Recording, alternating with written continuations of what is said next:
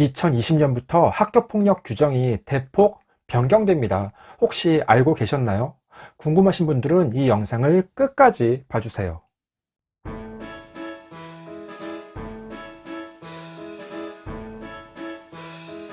안녕하세요. 반갑습니다. 초등교사 해피 이선생입니다.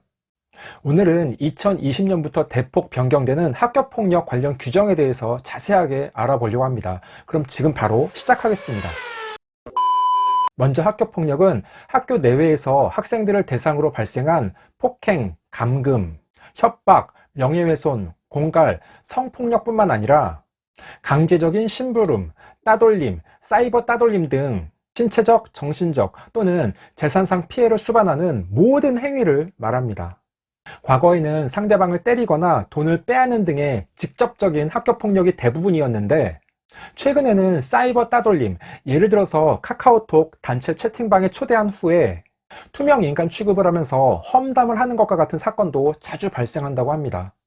그러면 2019년까지의 학교폭력 처리 절차를 먼저 말씀드리도록 하겠습니다. 만약 학교폭력 사실이 신고가 되면 학교 내에 학교폭력대책자치위원회가 개최되어서 학교폭력이 있었는지 여부에 대해서 판단을 하게 되고, 학교폭력이 있었다고 판단이 되면 가해 학생과 피해 학생에게 적절한 조치를 취하게 됩니다. 학폭에서 내리는 가해 학생에 대한 조치는 학교폭력의 정도와 지속성에 따라서 모두 9개로 구분됩니다. 가장 정도가 가벼운 서면사과, 보복행위 금지, 학교에서의 봉사, 사회봉사, 특별교육 이수, 출석 정지, 학급 교체, 전학, 퇴학 등 모두 9가지입니다. 이러한 조치를 받게 되면 생활기록부에 조치사항이 기재가 되어서 추후 진학 과정에 불이익을 받을 수도 있는데, 이는 가장 가벼운 조치사항인 서면사과의 경우에도 동일합니다. 그런데 교육부가 2019년 11월 21일 학교폭력 대응 절차를 개선하기 위한 학교폭력 예방 및 대책에 대한 법률 시행령과 규칙 개정안을 입법 예고했습니다. 2019년 8월부터 경미한 학교폭력 사항은 학교장이 자체 해결하고 학교폭력대책자치위원회는 교육지원청으로 이관하는 내용의 학폭예방법이 개정돼서 2020년 3월 시행됨에 따른 후속 조치입니다. 그러니까 2019년 2학기부터 가벼운 학교폭력 사안에 대한 학교장 자체 해결제는 이미 도입되었습니다.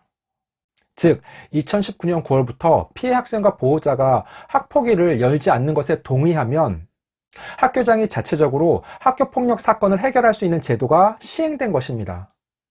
이런 학교장 자체 해결제가 도입된 것은 모든 학교폭력 사안을 반드시 학폭위에 회부하도록 했더니 교사의 행정적인 부담이 가중되고 교사, 학부모, 학생이 잘잘못을 가리는데 너무 온 힘을 기울이다 보니까 많은 부작용이 발생해서 그런 것입니다. 또한 학교 자체적으로 꾸린 학폭위원회 과반수를 전문성이 다소 떨어진다고 볼 수 있는 학부모로 선출한 것도 문제점으로 지적되어 왔습니다.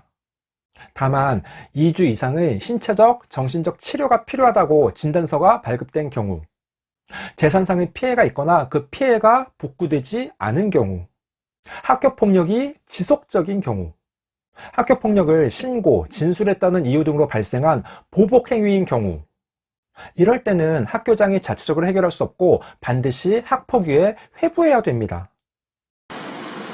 교육부가 입법 예고한 학폭예방법 개정안은 2020년 3월부터 학폭위가 교육지원청으로 이관됩니다. 그렇기 때문에 새로운 학폭위 구성 관련 규정을 담고 있습니다. 학폭위의 명칭도 변경되는데 기존에는 학교폭력대책자치위원회였는데 앞으로는 학교폭력대책심의위원회로 변경됩니다. 학폭위원은 청소년 전문가 등으로 교육장이 임명 위촉하고 학폭위원장은 교육장이 지명하도록 했습니다. 학폭위원회는 5명에서 10명으로 구성된 소위원회를 2개 이상 둘 수 있고 학부모위원은 3분의 1 이상 포함되도록 했습니다. 경미한 학교폭력에 대해서 학교장이 자체 해결한 경우에는 피해 학생과 보호자가 원칙적으로 심의위원회 개최를 요구할 수 없습니다.